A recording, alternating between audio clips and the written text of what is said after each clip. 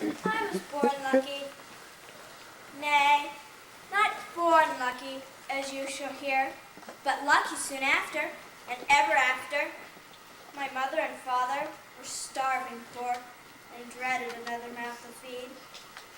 When my father saw I was a girl child, he took me up to drown in a bucket of water. But here's the lucky part, and 'tis pure sooth. I didn't drown, babe though I was. I took hold with my wee fingers and held tight to the side of the bucket. My mother wept, and my father's heart went soft, and he could no more drown me than himself. They named me Nelly for Queen Eleanor, and their luck changed. First, my uncle died of scurvy, and we got his pigs. Then the nuns at the abbey hired us to catch eels, and we've been sniggling ever since. Do you see these eels?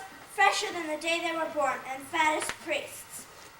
I know where their burrows are, and I know what they like for bait. And as for frogs, I've been catching frogs since I was 2 years old. There's not a frog in Christendom can jump fast enough to get away from me. I can swim fast as any boy, and better than Drogo, the tanner. Do you know Drogo, the tanner's apprentice?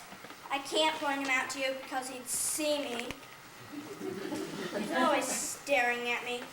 Many's the time I've seen him peel off his hose to show me his legs. As if every frog I'd ever put into a pie didn't have better legs than his.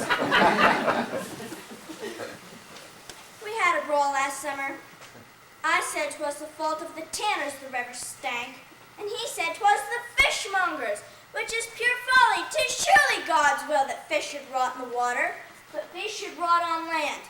I put out my tongue, and by St. Peter, he pushed me right off the wharf into the water.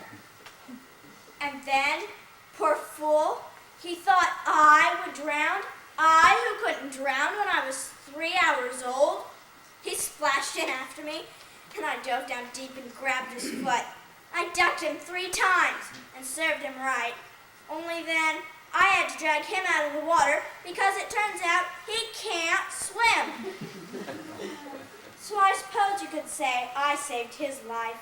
He's never forgotten it. He watches me all the time and shows off his legs. But I don't speak to him. I want nothing to do with him and his legs. And every day I walk past the tannery just so he can see me not looking his way.